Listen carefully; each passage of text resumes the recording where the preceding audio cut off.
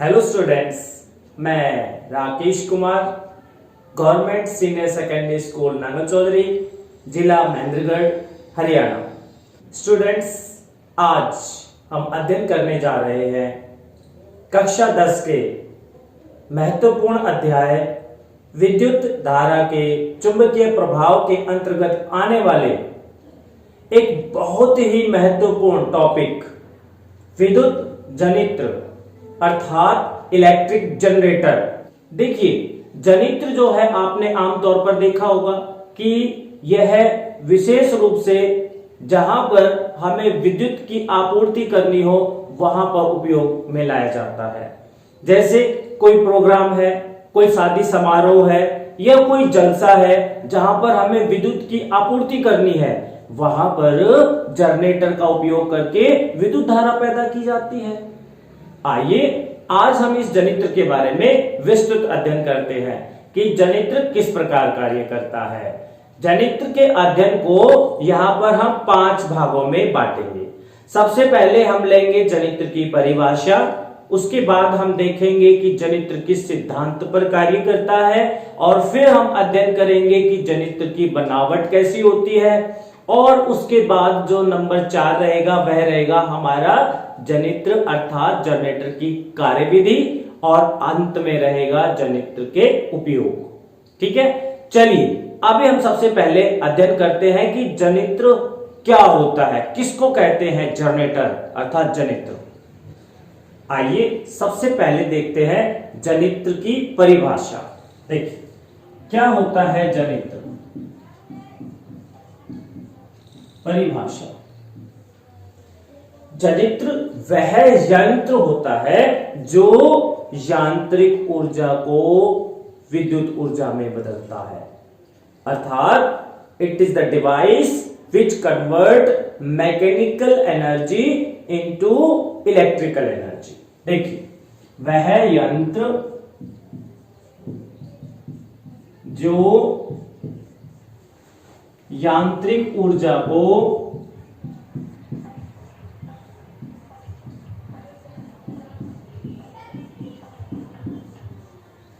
विद्युत ऊर्जा में बदलता है।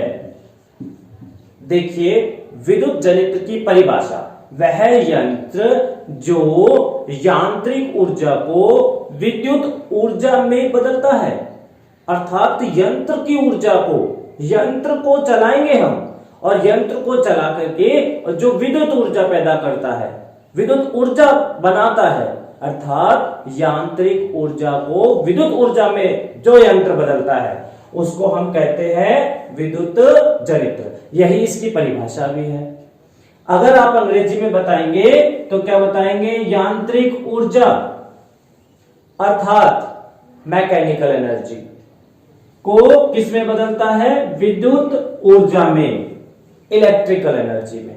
तो सिंपल सा अर्थ है यहां पर, कौन सी ऊर्जा किस ऊर्जा में बदलती है? यांत्रिक ऊर्जा होगी, और उससे कौन सी ऊर्जा बनेगी?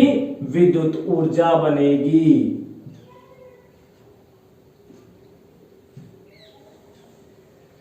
तो वह यंत्र जो यांत्रिक ऊर्जा को विद्युत ऊर्जा में बदलता है। आपको केवल इतना याद रखना है, ये देखिए इसकी परिभाषा पूरी आ जाएगी। वह यंत्र जो यांत्रिक ऊर्जा को विद्युत ऊर्जा में बदलता है उसको जनित्र कहते हैं, generator. It is the device which convert mechanical energy into electrical energy, that is called generator, electric generator. ठीक है, विद्युत जनित्र की परिभाषा के बाद आइए अब हम चलते हैं विद्युत जनित्र के सिद्धांत पर कि इलेक्ट्रिक जनरेटर जो है वह किस सिद्धांत पर, किस प्रिंसिपल पे कार्य करता है। देखिए, एक शब्द में अगर हम बताएंगे तो वह है कि विद्युत जनित्र विद्युत चुंबकीय प्रेरण के सिद्धांत पर कार्य करता है। किस सिद्धांत पर कार्य करता है? विद्युत चुंबकीय प्रेरण, चुंबकीय प्रेरण के सिद्धांत पर कार्य करता है, अर्थात इलेक्ट्रोमैग्नेटिक इंडक्शन किस सिद्धांत पर काम करता है? इलेक्ट्रोमैग्नेटिक इंडक्शन, इलेक्ट्रोमैग्नेटिक इंडक्शन के सिद्धांत पर कार्य करता है। विद्युत चुंबकीय प्रेरण के सिद्धांत पर कार्य करता है। ये विद्युत चुंबकीय प्रेरण क्या है, आइए इसको भी जानते हैं। इसको समझने के लिए ये देखिए, मैं यहां पर एक यू आकार का चुंबक लेता हूं। ये देखिए मेरे पास यहां पर एक यू आकार का चुंबक है और इस चुंबक में मैं एक कुंडली रख देता हूं और उस कुंडली का नाम है ए और बी। एक यू आकार का चुंबक लिया जिसमें मैंने एक कुंडली ए बी को रख दिया। कुंडली ए बी के एक सिरे को मैंने चालक तार द्वारा गैल्वेनोमीटर के सिरे से जोड़ दिया और जो कुंडली का दूसरा सिरा है उसको भी गैल्वेनोमीटर के दूसरे सिरे से जोड़ दिया।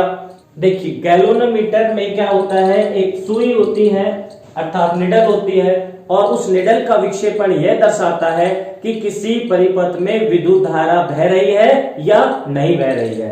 तो गैल्वेनोमीटर क्या होता है, वह यंत्र जो किसी परिपथ में केवल यह दर्शाए कि विद्युत धारा है या नहीं है, उस यंत्र को हम कहते हैं गैल्वेनोमीटर। चलिए, तो हमने यहाँ पर गैल्वेनोमीटर जोड़ दिया। गैल्वेनोमीटर की सुई है, ये यहाँ पर गैल्वेनोमीटर है और गैल्वेनोमीटर की सुई अर्थात निडल। अब क्या करते हैं हम, इस कुंडली को ऊपर और नीचे, जैसे मान लीजिए ये मेरे पास जो मार्कर है यहां मैंने चुंबकीय क्षेत्र में रख दिया और मैं इसको ऊपर गति करवाऊं और नीचे गति करवाता हूं, तो यहां पर जो गैल्वेनोमीटर की सुई है उसमें विक्षेपण हो जाता है। अर्थात ये गैल्वेनोमीटर की जो सुई है ये दर्शा रही है कि इस चालक तार में विद्युत धारा उत्पन्न हो गई है। ये देखिए यहाँ पर विद्युत धारा का मैं प्रवाह भी प्रदर्शित कर देता हूं। जैसे ही मैं यहाँ पर इस कुंडली को चुंबकीय क्षेत्र में गति करवाता हूं वैसे ही गैल्वेनोमीटर की जो सुई है उसमें विक्षेपण हो जाता है।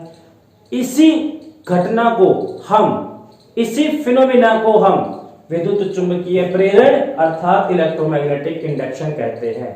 तो हम इस प्रकार से भी कह सकते हैं कि जो विद्युत जनित्र है वह किस सिद्धांत पर कार्य करता है, विद्युत चुंबकीय प्रेरण के सिद्धांत पर कार्य करता है।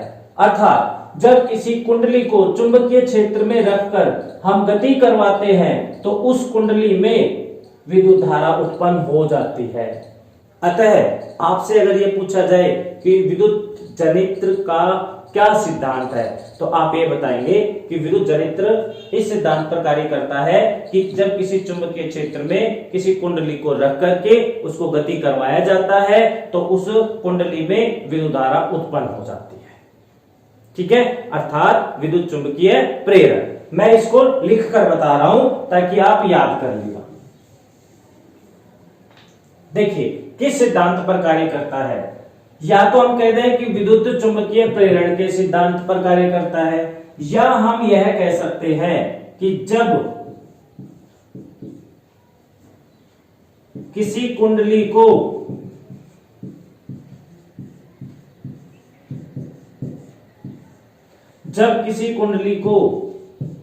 चुंबकीय क्षेत्र में रखकर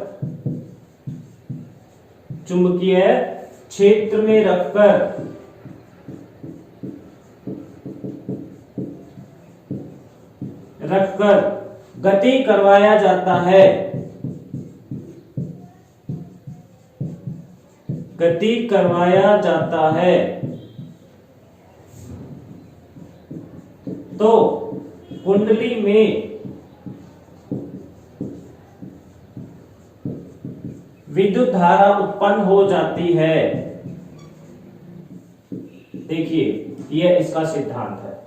आपसे पूछा जाए कि विद्युत जनित्र किस सिद्धांत पर कार्य करता है तो आप बताएंगे विद्युत जनित्र विद्युत चुंबकीय प्रेरण के सिद्धांत पर कार्य करता है।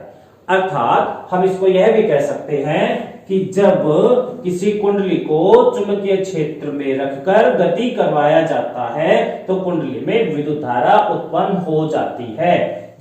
इन दो बिंदुओं को अध्ययन करने के बाद अब हम चलते हैं विद्युत जनित्र की बनावट की ओर। आइए, विद्युत जनित्र की बनावट किस प्रकार की होती है। देखिए विद्युत जनित्र में यू आकार का चुंबक लिया जाता है। ये देखिए यू आकार का चुंबक है और उसका एक ध्रुव है उत्तरी ध्रुव और दूसरा ध्रुव है दक्षिणी ध्रुव। देखिए विद्युत जनित्र में हमारे पास एक यू आकार का चुंबक होता है। ये हमारे पास एक यू आकार का चुंबक है और देखिए एक आयताकार कुंडली ए बी सी और डी यू आकार के चुंबक के चुंबकीय क्षेत्र में रखी जाती है। इसके ए सिरे को, ये देखिए ए सिरा है कुंडली का, उसको हम पूर्ण वलय R1, ये देखिए मेरे पास एक पूर्ण वलय है, ये देखिए पूर्ण वलय, एक पूर्ण वलय R1 से जोड़ा जाता है।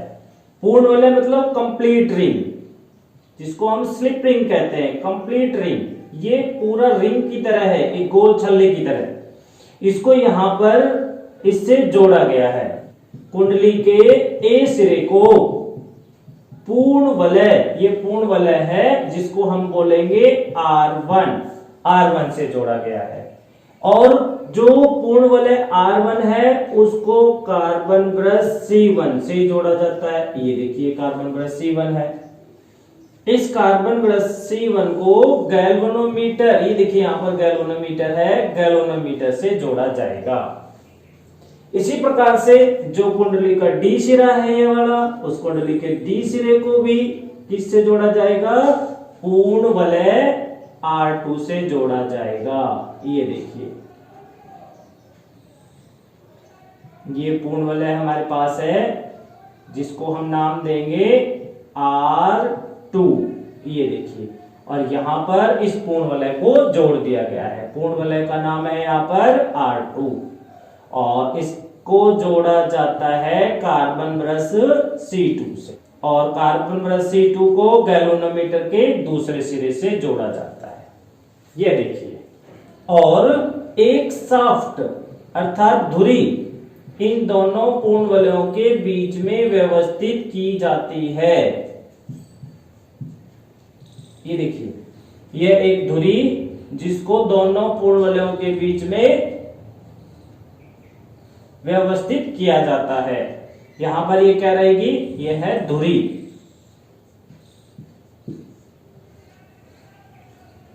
ये है हमारे पास यू आकार का चुंबक अर्थात मैग्नेट। यह है हमारे पास आयताकार कुंडली।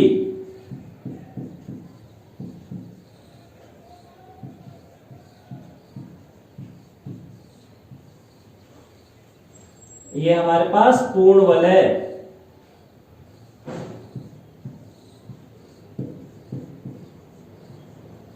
और ये है हमारे पास कार्बन ब्रुश।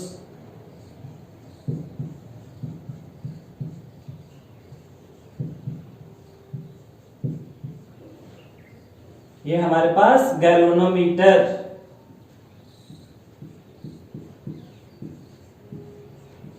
गैल्वेनोमीटर का मैंने आपको बताया वह यंत्र जो किसी परिपथ में विद्युत धारा उपस्थित है या नहीं वह बताता है, उसको हम कहते हैं गैल्वेनोमीटर। तो इस प्रकार से यह था हमारा विद्युत जनित्र का चित्र। आइए अब हम देखते हैं विद्युत जनित्र की बनावट। विद्युत जनित्र की बनावट बहुत ही आसान है। विद्युत जनित्र में क्या होता है? एक यू आकार का चुंबक होता है, देखिए जिसका ये उत्तरी ध्रुव है, ये दक्षिणी ध्रुव है और ये यू आकार का चुंबक है। इसके चुंबकीय क्षेत्र में अर्थात इस यू आकार के चुंबकीय क्षेत्र में एक आयताकार कुंडली रखी हुई होती है। ये देखिए ए बी सी डी एक आयताकार कुंडली रखी हुई है। इस कुंडली के ए सिरे को पूर्ण वलय, ये पूर्ण वलय है जिसको हम R1 से प्रदर्शित कर रहे हैं, पूर्ण वलय R1 से जोड़ा गया है। देखिए यहाँ पे कुंडली का जो ए सिरा है ये वाला, इसको किससे जोड़ दिया गया है? पूर्ण वलय R1 से जोड़ा गया है। और पूर्ण वलय R1 किसके साथ जुड़ा हुआ है? कार्बन ब्रुश, ये जो है ये वाला कार्बन ब्रुश C1 उसके साथ जोड़ा गया है। कार्बन ब्रुश C1 को यहां पर गैल्वेनोमीटर के एक सिरे से जोड़ा जाता है। इसी प्रकार से जो आयताकार कुंडली है उसका जो डी सिरा है उसको हमने पूर्ण वलय R2 से जोड़ा गया है। ये देखिए यहां पर जोड़ा गया है। इसके बाद पूर्ण वलय R2 को कार्बन ब्रश C2 से जोड़ा हुआ है। कार्बन ब्रश C2 को गैल्वेनोमीटर के दूसरे सिरे से जोड़ा गया है। इसके अलावा यहाँ पर एक ये देखिए शाफ्ट अर्थात धुरी दोनों ही पूर्ण वलयों के बीच में फिक्स की होती है, व्यवस्थित की होती है। तो इस प्रकार हमने विद्युत जनित्र की बनावट का अध्ययन किया। आइए अब हम चलते हैं विद्युत जनित्र के एक प्रमुख बिंदु जिसको हम कहते हैं विद्युत जनित्र की कार्यविधि। आइए हम इसकी कार्यविधि के बारे में जानते हैं कि विद्युत जनित्र किस प्रकार कार्य करता है, इसकी कार्यविधि क्या है। चलिए आइए जाने किस प्रकार से एक विद्युत जनित्र जो है वह कार्य करता है। इसके कार्यविधि को समझने के लिए देखिए सबसे पहले हमें क्या करना होगा, ये जो धुरी है जो दोनों ही पूर्ण वलयों के बीच में व्यवस्थित है, इस धुरी को हम एंटी क्लॉकवाइज घुमाएंगे। ये देखिए यहाँ पर एंटी क्लॉकवाइज हम इस धुरी को घुमा रहे हैं। किस प्रकार से घुमा रहे हैं इसको, एंटी क्लॉकवाइज। एंटी क्लॉकवाइज हम इसको रोटेट करेंगे। किसको रोटेट करेंगे, जो हमारे पास ये धुरी है इसको। जब हम इस धुरी को एंटी क्लॉकवाइज रोटेट करेंगे तो ये जो कुंडली है ए बी सी डी, ये कुंडली भी एंटी क्लॉकवाइज रोटेट करेगी, है ना। देखिए मान लीजिए यह मेरा हाथ एक कुंडली है ए बी सी डी और ये जो हमारे पास है ये धुरी है और मैं धुरी को एंटी क्लॉकवाइज रोटेट कर रहा हूं। देखिए तो जो इसका ए बी सिरा है वह ए बी सिरा किधर गति करेगा, ए बी सिरा नीचे की ओर गति करेगा। इस गति को हम यहाँ पर m संकेत से प्रदर्शित कर देते हैं। m का मतलब मोशन अर्थात गति। तो जब हम इस धुरी को एंटी क्लॉकवाइज घुमा रहे हैं तो ए बी सिरा नीचे की ओर गति करेगा। जब ए बी सिरा नीचे की ओर गति करता है तो यहाँ पर चुंबकीय क्षेत्र की जो दिशा है वह उत्तर से दक्षिण ध्रुव की ओर होगी। चुंबकीय क्षेत्र को यहाँ पर हम बी संकेत से प्रदर्शित करते हैं। ठीक है, अब हमारे पास आता है यहाँ पर कि जैसा हमने पढ़ा कि यदि किसी कुंडली को चुंबकीय क्षेत्र में रखकर और उसको गति करवाया जाता है तो उस कुंडली में विद्युत धारा उत्पन्न हो जाती है, अर्थात विद्युत चुंबकीय प्रेरण की घटना हो जाती है कि किसी भी कुंडली को चुंबकीय क्षेत्र में रखकर जब गति करवाया जाता है अर्थात घुमाया जाता है तो उसमें विद्युत धारा उत्पन्न हो जाती है। तो यहाँ पर भी क्या होगा, इस कुंडली में विद्युत धारा उत्पन्न हो जाएगी। जैसे ही हम इस कुंडली को एंटी क्लॉकवाइज रोटेट करेंगे यह कुंडली गति करेगी, वैसे ही इसमें इसके चुंबकीय क्षेत्र की वजह से विद्युत धारा उत्पन्न हो जाएगी।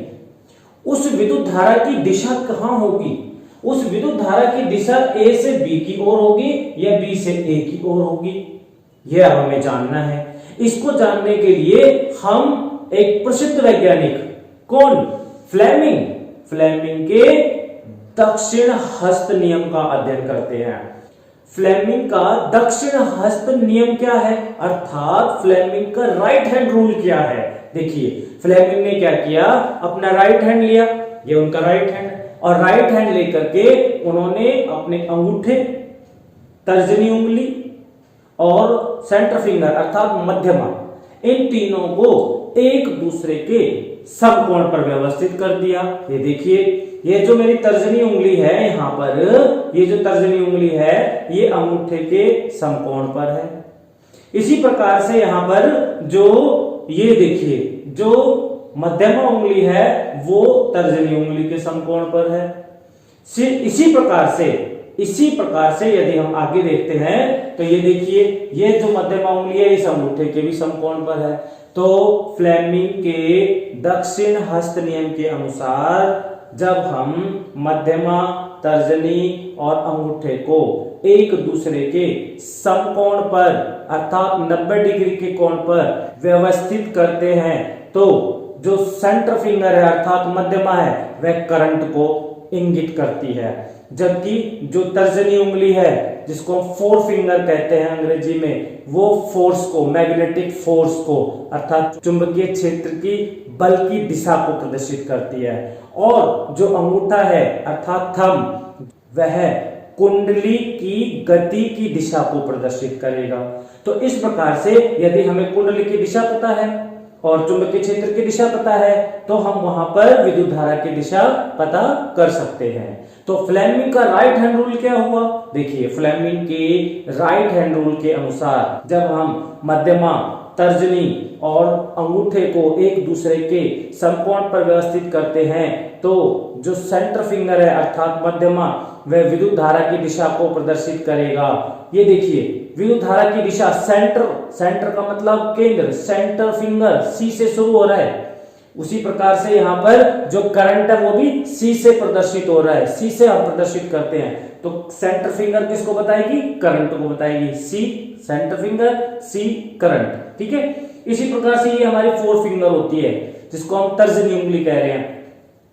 फोर फिंगर एफ से शुरू हो रहा है। इसी तरह मैग्नेटिक फोर्स एफ से शुरू हो रहा है, तो ये दोनों एफ अर्थात फोर फिंगर जो है वह मैग्नेटिक फोर्स की दिशा अर्थात मैग्नेटिक फोर्स की डायरेक्शन को प्रदर्शित करेगी। और जो अंगूठा है अर्थात थंब, एम आता है थंब में, वह मोशन ऑफ द कंडक्टर अर्थात चालक की गति की दिशा को प्रदर्शित करेगा। चलिए हम जरा इस फ्लेमिंग के नियम को यहाँ पर लगाकर देखते हैं और विद्युत धारा की दिशा पता करते हैं। देखिए यहाँ पर हमारे पास दो दिशा आ गई है, एक तो इस कुंडली की गति की दिशा आ गई है, चालक की गति की दिशा आ गई है, दूसरा हमारे पास चुंबकीय क्षेत्र की दिशा आ गई है। दो चीजें हमारे पास यहाँ पर है, ये तो हमारे पास चुंबकीय क्षेत्र की दिशा आ गई है, ये हमारे पास गति की दिशा आ गई है। अब ये हमें ज्ञात करना है। इसको ज्ञात करने के लिए मुझे यहाँ पर अपने तीनों उंगलियों को इनकी दिशा के अनुसार व्यवस्थित करना होगा। देखिए किस प्रकार से होगा यह। इसको करने के लिए ये देखिए, मेरे पास यहाँ पर जो इस एबी दिशा की गति है वह नीचे की ओर है और अंगूठा क्या करता है? गति की दिशा को प्रदर्शित करता है। तो मैं इस अंगूठे को क्या कर देता हूँ? नीचे कर देता हूँ। ये देखिए मैंने अंगूठे को नीचे कर दिया है। और ये जो उंगली है ये क्या करती है? जो तर्जनी उंगली है ये क्या करती है? ये चुंबकीय क्षेत्र की दिशा। तो ये मेरी तर्जनी उंगली चुंबकीय क्षेत्र की दिशा की ओर हो गई है, ये देखिए। और अंगूठा जो है वो गति की दिशा को बताता है, उसको मैंने नीचे की ओर कर दिया है।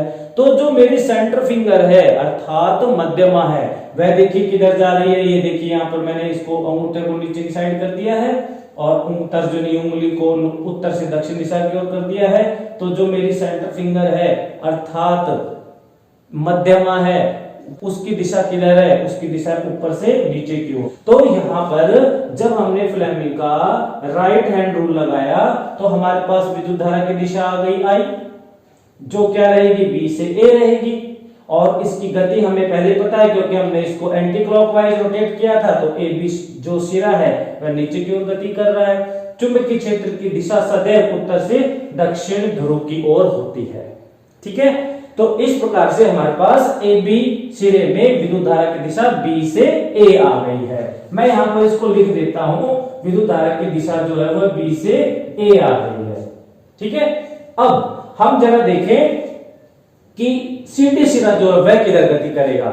जैसे हम इस कुंडली को एंटी क्लॉकवाइज रोटेट करेंगे तो सी डी जो सिरा है वह ऊपर की ओर गति करेगा, है ना, क्योंकि ए बी सिरा नीचे की ओर गति कर रहा है। ये देखिए ए बी सिरा नीचे की ओर गति कर रहा है तो सी डी सिरा ऊपर की ओर गति कर रहा है। तो ये जो सिरा है यहाँ पर ऊपर की ओर गति करेगा।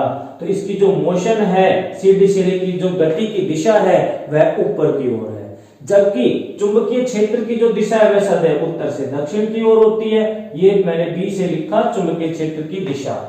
अब हम फिर से इसमें फ्लेमिंग का वही राइट हैंड रूल लगाते हैं। फ्लेमिंग के राइट रूल अर्थात फ्लेमिंग के दक्षिण हस्त नियम के अनुसार इन तीनों को फिर से हम इनकी दिशा के अनुसार व्यवस्थित कर दें। दो की दिशा हमें यहाँ पर पता है, चुंबकीय क्षेत्र की दिशा अर्थात तर्जनी उंगली की दिशा मुझे किधर करनी है? उत्तर से दक्षिण, ये मैंने कर दिया है देखिए। और जो गति है सीधी सिरे की जो गति है वो ऊपर की ओर हो रही है, तो मुझे अंगूठे को क्या करना है, ऊपर की ओर करना है। ये देखिए मैंने अंगूठे को यहाँ पर ऊपर की ओर कर दिया है, जो ऊपर की ओर गति करेगी तो अंगूठे को ऊपर की ओर कर दिया है। और ये मेरी जो उंगली है ये उत्तर से दक्षिण ध्रुव की ओर हो गई है।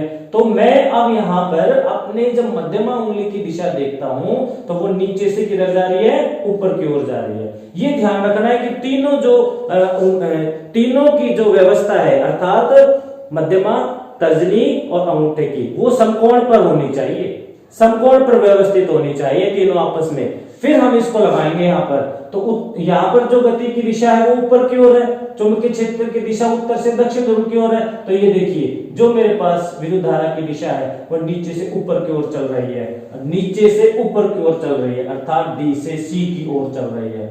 मैं इस विद्युत धारा को यहाँ पर आई से प्रदर्शित कर देता हूं। तो यहाँ पर सी डी, जो ये सी और डी जो शिरा है, इसमें विद्युत धारा की जो दिशा है वह डी से सी की ओर है। ये जो मैंने निशान लगाया है ये डी से सी की ओर है। तो कुल मिलाकर के हमारे पास जो दिशा हो गई वो अगर मैं इस बिंदु से नोट करूं तो डी से सी की ओर गई, फिर सी से बी की ओर गई, बी से ए की ओर आ गई।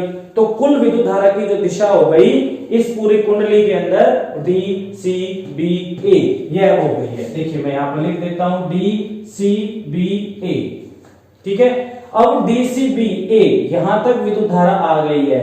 ए से वो किस में जाएगी, ए से वह जाएगी पूर्ण वलय R1 के अंदर।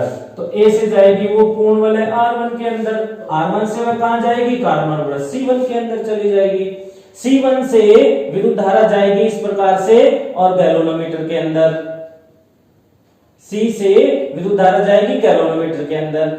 गैल्वेनोमीटर की जो सुई होती है वो जब तक उसमें विद्युत धारा नहीं होती तब तक वो सीधे रहती है, समकोण पर व्यवस्थित, ठीक है। परंतु जैसे उसमें विद्युत धारा इधर से आ रही है तो वह डिफ्लेक्शन शो करेगी। उसका जो डिफ्लेक्शन है वो किधर होगा, सीधे हाथ की तरफ होगा, आपके राइट हैंड साइड की तरफ वह सुई विक्षेपित होगी। तो हमारे पास आधे घूमने से पहले कुंडली जो है जैसे ही वो घूमना शुरू करेगी उसमें विद्युत धारा की दिशा इस प्रकार से होगी, पहले डी सी बी ए, फिर R1 में आएगा पूर्ण वलय में, फिर कार्बन C1 में, C1 से जब विद्युत धारा गैल्वेनोमीटर में आएगी तो उसकी सुई राइट हैंड साइड की तरफ विक्षेपित हो जाएगी, ठीक है। अब क्या होगा देखिए, जैसे हमने इस कुंडली को एंटी क्लॉकवाइज घुमाया है तो इसके सिरे बदल गए हैं। ये जो ए बी सिरा था ये नीचे की ओर गया था, सी डी सिरा ऊपर की ओर गया था। अब जैसे ये आधा घूमेगा यहां तक, देखिए यहां तक, तो क्या हो गया है, जो सी डी सिरा है वो इधर आ गया है हमारे उल्टे हाथ की तरफ और ए बी सिरा इधर आ जाएगा। तो कुल मिलाकर के क्या होगा, इधर तो आ गया डी और यहाँ आ गया सी सिरा। आधे घूमने के पश्चात जब हम इसको एंटी क्लॉकवाइज लगातार घुमाते हैं तो जो सी डी सिरा है वो ए बी की जगह आ जाएगा और ए बी सिरा है वो सी डी की जगह चला जाएगा। यहाँ पर ये ए बिंदु हो गया है और ये बी बिंदु हो गया है। ये हुआ हमारा आधा घूमने के पश्चात। जब हम कुंडली को लगातार एंटी क्लॉकवाइज घुमाएंगे तो कुंडली का जो सी डी सिरा पहले इधर था वह घूम करके इधर आ गया, लेफ्ट की तरफ आ गया, ये देखिए यहाँ पर। और जो ए बी सिरा यहाँ पर लेफ्ट में था वो नीचे से घूम के कहाँ आ गया है, ए बी की तरफ, अर्थात हमारे सीधे हाथ की तरफ आ गया है।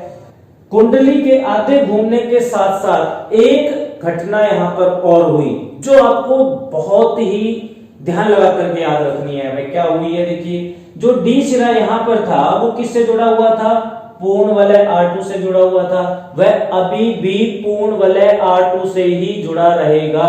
तो ये जो डी सिरा है ये किससे जुड़ा हुआ रहेगा, ये जुड़ा रहेगा पूर्ण वलय R2 से, यहां पर देखिए ये जुड़ा हुआ है। और जो हमारे पास ए सिरा था वो पहले किससे जुड़ा हुआ था, ए सिरा जुड़ा हुआ था पूर्ण वलय R1 से, तो वो ए जो सिरा है वो R1 से ही जुड़ा रहेगा।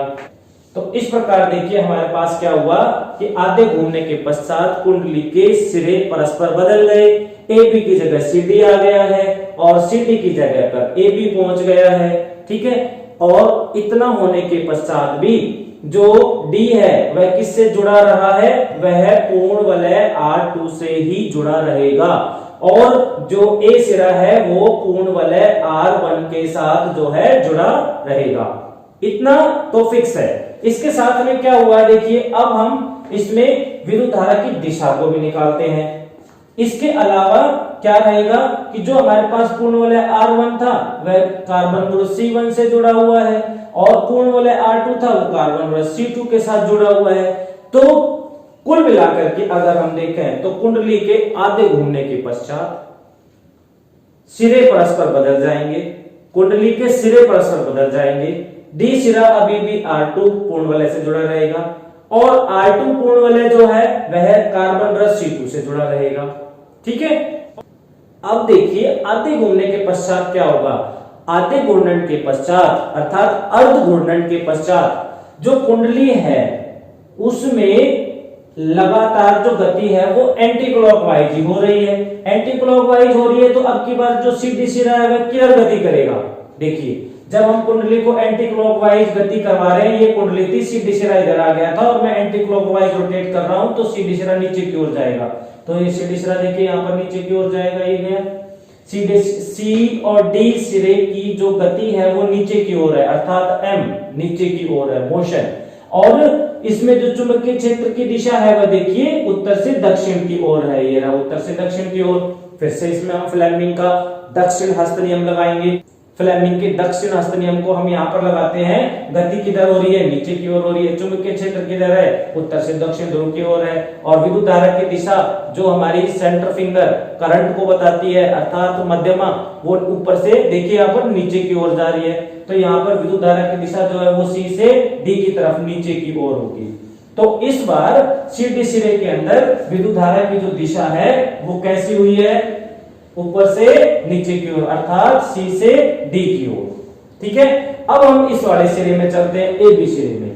जब सी डी सिरा नीचे की ओर गति कर रहा है तो कुंडली के एंटी क्लॉकवाइज घुमाने पर ए बी सिरा ऊपर की ओर गति करेगा। ये देखिए ऊपर की ओर गति दिखा रखी है और चुंबकीय क्षेत्र की दिशा हमेशा उत्तर से दक्षिण की ओर ही रहती है ना। अब हम इसमें फिर से फ्लेमिंग का दक्षिण हस्त नियम अर्थात राइट हैंड रूल लगाते हैं। जब हम इसमें फ्लेमिंग का राइट हैंड रूल लगाते हैं तो पाते हैं कि देखिए यहाँ पर गति किधर हो रही है, ऊपर की ओर। ये कर दिया मैंने। चुंबकीय क्षेत्र की दिशा उत्तर से दक्षिण की ओर कर दी है। तो ये जो विद्युत धारा की दिशा है ये देखिए नीचे से ऊपर की ओर जा रही है। तो यहाँ पर नीचे से ऊपर का मतलब है ए से बी की ओर। तो यहाँ पर ए बी सिरे में विद्युत धारा की जो दिशा है वह ए से बी की ओर है। तो हम यहाँ पर लिख देते हैं ए से बी की ओर है ना। तो पूरी कुंडली में विद्युत धारा की दिशा अर्ध घूर्णन के पश्चात क्या हो गई है, ए से गया है विद्युत धारा बी से गया है सी में और सी से डी में। और डी से कहां जाएगा वो, ये देखिए डी से सीधे जाएगा। डी किससे जुड़ा हुआ था, डी जुड़ा हुआ था पूर्ण वलय R2 से।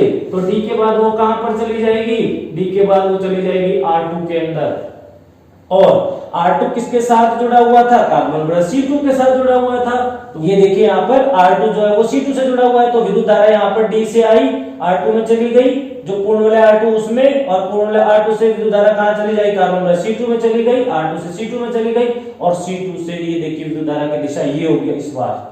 पहले तो इधर से आ रही थी, अब की बार इधर से आ रही है। ये देखिए क्लॉकवाइज चल रही है। तो यहां से जैसे विद्युत धारा इस सिरे से आएगी गैल्वेनोमीटर के, तो जो सुई सीधे थी वह डिफ्लेक्टेड हो जाएगी किधर, अब की बार हमारे उल्टे हाथ की तरफ अर्थात लेफ्ट हैंड की तरफ। तो यहाँ पर इस निडल के अंदर जो डिफ्लेक्शन हुआ वह किधर हो गया, उल्टे हाथ की तरफ हो गया, हमारे लेफ्ट हैंड साइड की तरफ हो गया। ये देखिए इसको सीधा होना चाहिए था, परंतु यह जो सुई है हमारे लेफ्ट हैंड साइड की तरफ मुड़ गई है, विक्षेपित हो गई है। और इसके बाद ये विद्युत धारा इस तरीके से इस सिरे से निकलेगी और आगे की तरफ चली जाएगी। तो कुल मिलाकर के हमने क्या देखा, हमने यहाँ पर एक महत्वपूर्ण जो ऑब्जर्वेशन है वो नोट की। वो क्या, अर्ध घूर्णन से पहले, अर्ध घूर्णन से पहले विद्युत धारा की जो दिशा है वह किधर है, अर्ध घूर्णन से पहले विद्युत धारा की दिशा है डी सी बी ए R1 C1 और फिर राइट की तरफ। तो यहां पर हम देखें डी यहां था डी सी बी ए, तो ये किस तरीके से चल रही थी, इस तरीके से चल रही थी। इस तरीके का मतलब है, देखिए इस तरीके की गति का मतलब है एंटी क्लॉकवाइज। तो अगर मैं यहाँ पे लिखूं तो आधे घूमने से पहले विद्युत धारा की जो दिशा है वह एंटी क्लॉकवाइज है। कहां पर, यहां पर। और एंटी क्लॉकवाइज किससे भी प्रदर्शित होता है, इस जो गैल्वेनोमीटर की सुई है उससे भी प्रदर्शित होता है। इधर से विद्युत धारा जा रही है और ऊपर से घूम के ऐसे आ जाएगी नीचे, ठीक है। और अगर हम आधे घूमने के पश्चात देखते हैं, ये जो है ये वाला हमारे पास आधे घूमने के पश्चात अर्थात अर्ध घूर्णन के पश्चात क्या होगी विद्युत धारा की दिशा, अर्ध घूर्णन के पश्चात ये होगी ए बी सी डी, ए गई फिर बी गई फिर सी फिर डी से R2, R2 से C2, C2 से इधर। तो इधर का मतलब है इस तरीके से, देखिए यहां से ये आ रही है ना, ये यूं, और इसका मतलब है ये किस प्रकार की है, ये दिशा क्लॉकवाइज है, क्लॉकवाइज। तो आधे घूमने से पहले विद्युत धारा की दिशा कुछ और थी, एंटी क्लॉकवाइज थी। आधे घूमने के पश्चात विद्युत धारा की जो दिशा है वह कैसी हो गई है, क्लॉकवाइज हो गई है। तो कुंडली इस प्रकार से जब एक पूरा रोटेशन करेगी, ये गई आधा घूम गया फिर पूरा घूम गया, तो अगर यह कुंडली जब तक आधा घूमेगी तब तक विद्युत धारा की दिशा अलग होगी, और जब एक कुंडली पूरा चक्कर करेगी, रोटेशन पूरा करेगी, तो वहां पर विद्युत धारा की दिशा बदल जाएगी। तो एक कंप्लीट रोटेशन में, एक पूरे चक्कर में विद्युत धारा की दिशा कितनी बार बदलेगी, 2 बार बदलेगी। एक बार जो गैल्वेनोमीटर की सुई है वो राइट हैंड साइड की तरफ विक्षेपित होगी जब आधे घूम रहा है उससे पहले, और आधे घूमने के पश्चात जो गैल्वेनोमीटर की सुई है वो लेफ्ट हैंड साइड की तरफ विक्षेपित होगी।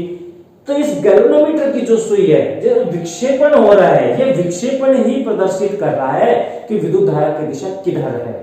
तो सीधा सीधा अर्थ यहां पर यह है कि विद्युत धारा की दिशा बदल जाती है। एक पूरा राउंड करने में, एक पूरा चक्कर लगाने में विद्युत धारा की जो दिशा है वो कितनी बार बदलेगी, वो 2 बार बदलेगी। ये आपको याद रखना पड़ेगा। तो इस प्रकार अगर हम इसकी कार्यविधि को देखें तो हम ये कहेंगे कि जब तक हम इस धुरी को लगातार एंटी क्लॉकवाइज घुमाएंगे, यह जो कुंडली है यह भी एंटी क्लॉकवाइज घूमती रहेगी, और जब तक यह कुंडली एंटी क्लॉकवाइज घूमती रहेगी तब तक इसमें विद्युत धारा बनती रहेगी। ठीक है, चलिए मैं एक बार फिर से इसकी कार्यविधि आपको संक्षेप में बता दूं। देखिए सबसे पहले हम क्या करते हैं, जो हमारे पास धुरी है इसको एंटी क्लॉकवाइज घुमाते हैं। जब हम धुरी को एंटी क्लॉकवाइज घुमाते हैं तो कुंडली ABCD जो चुंबकीय क्षेत्र में रखी है वह भी एंटी क्लॉकवाइज घूमना शुरू करती है। ठीक, अब जो कुंडली का AB सिरा है वह नीचे की ओर गति करता है, जबकि चुंबकीय क्षेत्र की दिशा उत्तर से दक्षिण की ओर रहती है। ये देखिए उत्तर से दक्षिण की ओर रहती है। अब हम फ्लेमिंग का राइट हैंड रूल लगाएंगे, फ्लेमिंग दक्षिण हस्त नियम। उस नियम को जब हम लगाते हैं तो पाते हैं कि विद्युत धारा की जो दिशा है वो B से A की ओर है। AB सिरे में कहां से कहां है, B से A की ओर है। ठीक है, इसके बाद जब हम CD सिरे को देखते हैं तो CD सिरा किधर गति करेगा, ऊपर की ओर गति करेगा। जब यह ऊपर की ओर गति करेगा तो चुंबकीय क्षेत्र की दिशा उत्तर से दक्षिण दिशा वो फिक्स होती है। जब हम इस CD से साइड में फ्लेमिंग का राइट हैंड रूल लगाते हैं तो यहां पर विद्युत धारा हमें मिलती है D से C। तो इस प्रकार जो कुंडली में विद्युत धारा की दिशा है कुल कितनी हो जाएगी, D C B A। ये मैंने यहां पर लिखा हुआ था D C B A। ठीक है, A जो सिरा है वो किससे जुड़ा हुआ था, पूर्ण वलय R1 से। तो वो जो विद्युत धारा है वो A सिरे से पूर्ण वलय R1 में आ जाएगा। ये देखिए पूर्ण वलय R1 किससे जुड़ा हुआ था, कार्बन ब्रश C1 से जुड़ा हुआ था, कार्बन ब्रश C1 से जुड़ा हुआ है, इसमें आ जाएगी विद्युत धारा। C1 से वो किस में चली जाएगी विद्युत धारा, C1 से हो जाएगी गैल्वेनोमीटर में, और गैल्वेनोमीटर की जो सुई है वो किधर विक्षेपित हो जाएगी, राइट हैंड साइड की तरफ विक्षेपित हो जाएगी। ये देखिए राइट हैंड साइड की तरफ विक्षेपित हो गई है। ठीक, अब क्या होगा, जो कुंडली है वह आधा घूम जाएगी, आधे घूमने के पश्चात क्या होगा, AB सिरा CD की तरफ चला जाएगा, CD सिरा AB की जगह आ जाएगा। ठीक है, जब कुंडली एंटी क्लॉकवाइज घूम रही है तो CD सिरा इस बार नीचे की ओर गति करेगा। CD सिरा नीचे की ओर गति करता है, चुंबकीय क्षेत्र की दिशा उत्तर से दक्षिण की तरफ है। तो जब हम फ्लेमिंग राइट हैंड रूल लगाते हैं तो विद्युत धारा की दिशा आएगी C से D। ठीक है, इस प्रकार से AB सिरे में आएगी A से B। तो ए बी सी डी ये हमारे पास कुल विद्युत धारा की दिशा आ जाएगी। डी के बाद में देखिए कहां जाने वाली है, डी किससे जुड़ा हुआ था, R2 से, तो डी के बाद में R2 में चली जाएगी। और R2 जो है वो किसके साथ जुड़ा हुआ है, C2, तो R2 से C2 के अंदर चली जाएगी। और जब वो C2 के अंदर पहुंच गई है तो C2 से इधर आएगी, इधर से इसका जो गैल्वेनोमीटर की सुई है वो लेफ्ट हैंड साइड की तरफ विक्षेपित हो जाएगी। इस प्रकार से उसकी विद्युत धारा की दिशा होगी, ये देखिए लेफ्ट में विक्षेपित हो गई है। ठीक है, तो इस प्रकार हम ये कह सकते हैं कि जब तक यह कुंडली लगातार एंटी क्लॉकवाइज घूमती रहेगी तब तक विद्युत धारा उत्पन्न होती रहेगी, और एक चक्कर पूरा करने में वह विद्युत धारा अपनी दिशा परिवर्तित करेगी। कितनी बार, 2 बार। और ऐसी विद्युत धारा जो लगातार अपनी दिशा बदलती है उसको हम कहते हैं प्रत्यावर्ती धारा। कौन सी धारा कहते हैं हम उसको, कौन सी धारा कहते हैं हम उसको, प्रत्यावर्ती धारा। प्रत्यावर्ती धारा अर्थात AC current, alternating current, alternating current बोलते हैं हम उसको। वह करंट जो लगातार अपनी दिशा में परिवर्तन ला रहा हो, उस करंट को अल्टरनेटिंग करंट, शॉर्ट में बोलते हैं एसी करंट।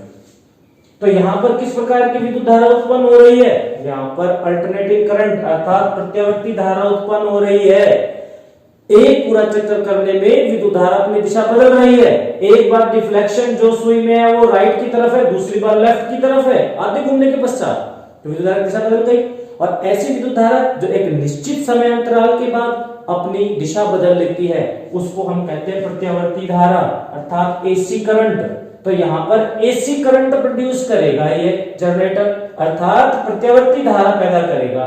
और ऐसा जनरेटर जो प्रत्यावर्ती धारा उत्पन्न करता है उसको हम एसी जनरेटर कहते हैं। कौन सा जनरेटर बोलते हैं, एसी जनरेटर बोलते हैं। ये देखिए एसी जनरेटर, प्रत्यावर्ती धारा जनित्र। तो जनित्र विद्युत धारा के उत्पन्न करने के अनुसार 2 प्रकार के हो गए, एक एसी जनरेटर और एक डीसी जनरेटर। ये डीसी क्या होता है, देखिए डीसी अर्थात डायरेक्ट करंट अर्थात जिसको हम बोलते हैं दिष्ट धारा। डायरेक्ट करंट, डायरेक्ट चले जो अपनी दिशा ना बदले, वह विद्युत धारा जो एक निश्चित समय अंतराल के पश्चात भी अपनी दिशा नहीं बदलता, उसको हम क्या कहते हैं, डायरेक्ट करंट अर्थात दिष्ट धारा, DC current. DC direct current, DC आपने सुना होगा, एसी करंट, डीसी करंट सुना होगा ना। तो एसी अल्टरनेटिंग करंट जो एक निश्चित समय अंतराल के बाद अपनी विद्युत धारा की दिशा बदल ले, जैसा अभी हमने यहां पर देखा। और दिष्ट धारा वह धारा जो एक सीधे दिशा में चलती है, अपनी दिशा परिवर्तन नहीं करती है। ठीक है, दिष्ट धारा कौन उत्पन्न करता है, जैसे हम रेडियो में सेल डालते हैं, टॉर्च के अंदर सेल डालते हैं, घड़ी में सेल डालते हैं, वह जो सेल होते हैं वो डीसी करंट पैदा करते हैं। डीसी दिष्ट धारा, उनकी एक ही दिशा होती है, और वह दिशा क्या होती है, positive terminal to negative terminal. ठीक है, बैटरी के पॉजिटिव टर्मिनल से चलेगी विद्युत धारा और किधर जाएगी, नेगेटिव टर्मिनल। केवल एक ही, कभी भी नेगेटिव से पॉजिटिव की तरफ विद्युत धारा नहीं चलेगी। ठीक, तो उसकी एक ही दिशा होती है।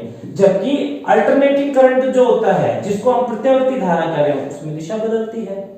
तो विद्युत जनित्र भी 2 प्रकार के हो गए, एसी जनित्र, एक डीसी जनित्र। यहां पर आपको एसी जनित्र के बारे में पूरा बता दिया गया है कि वह किस प्रकार कार्य करता है।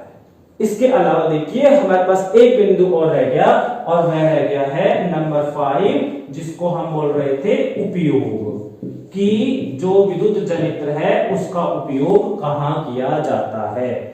विद्युत जनित्र का जो उपयोग है वह कहां करते हैं, आपने देखा होगा, अगर कोई बड़ा फंक्शन कर रहे हैं, कोई सभा कर रहे हैं और वहां हमें विद्युत धारा की आवश्यकता है, वहां पर हम किसका उपयोग करते हैं, विद्युत जनित्र का उपयोग करते हैं।